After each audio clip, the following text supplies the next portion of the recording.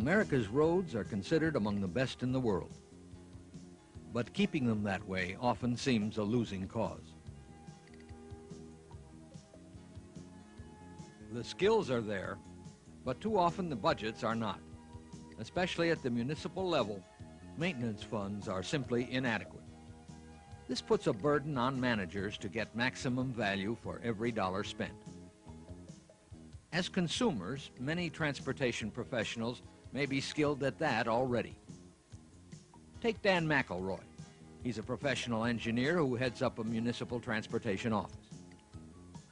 When it comes to consumer buying for themselves, he and his wife are value conscious. They plan carefully. They know prices. They check things out and ask questions.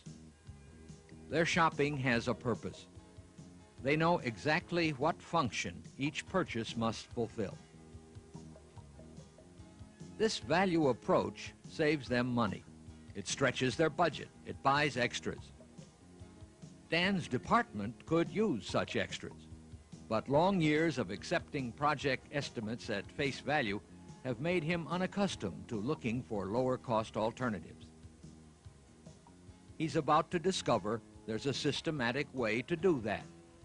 It could increase the value of his department's budget by 10 to 20% or more a year, without the benefit of an additional dime in appropriations.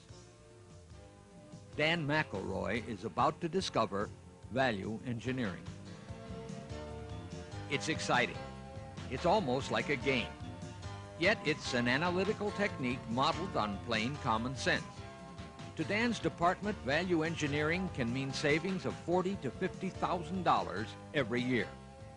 Nationwide, that can add up to more than $2 billion every year. Those savings are a gift of value. They go back into this country's streets and roads to buy improvements that present budgets will not allow.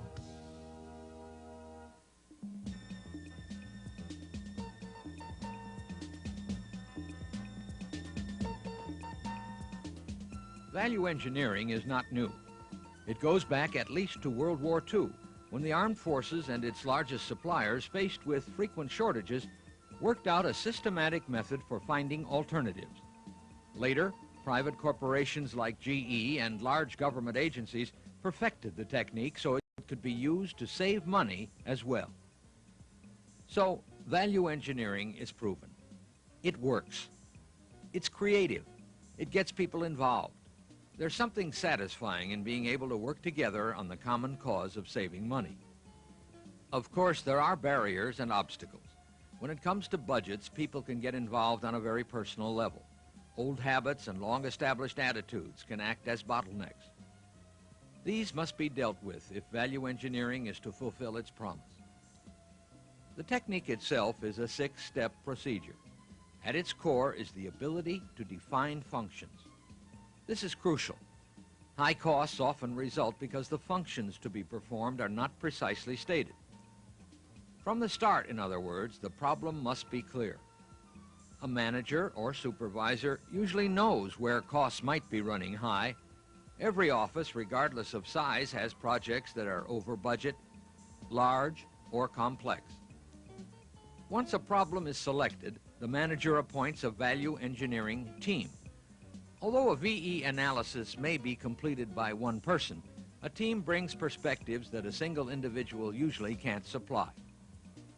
To begin, the group must investigate exactly what functions are to be performed and determine where the best opportunities lie to maximize value. Then it's time to speculate. Make a list of all conceivable alternatives for performing the desired function. Be creative. Brainstorm. Use your imagination. Put down everything. Then, evaluate. Sift and discard until only the most workable ideas are left. Each of these must be carefully developed. This means checking out all conceivable obstacles as thoroughly as possible. Finally, present your recommendations to the proper authorities. If you've done a good job, this should be the outcome. few municipal governments will resist changes that save money without sacrificing quality or reducing services. It's a great feeling for all concerned. These then are the 6 steps of value engineering. Select a problem, investigate the functions involved, speculate, evaluate, develop, and make a presentation. A value engineering analysis actually completed in Virginia makes a good case in point. A community there had a problem with its Main Street bridge, built 30 years ago. The deteriorated deck had to be repaired.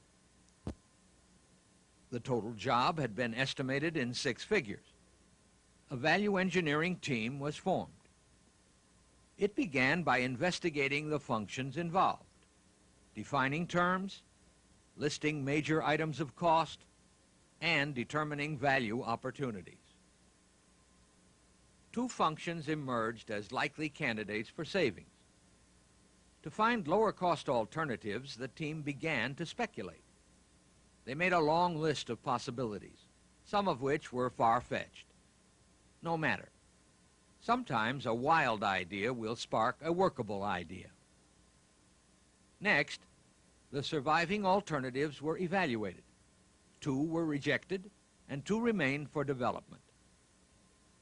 The team made a detailed workup of costs and a careful analysis of possible obstacles. The final figures showed a potential savings on this single project of almost $60,000. This represented a savings of 42% on the project. The savings stayed at home and were used to buy extras for the care of local roads or streets. That's value engineering, a step-by-step, systematic way to find lower cost alternatives. It's creative, it's exciting, it's function-oriented. It's a way to make transportation budgets buy more. In fact, all municipal departments stand to benefit from the savings that value engineering makes possible. But on roads and streets alone, the potential for savings is enormous. Nationwide, it could amount to more than $2 billion a year. So give yourself and your community the gift of value. Value engineering, a proven technique for saving money. It will help you stretch your transportation budget and keep America's roads among the best in the world.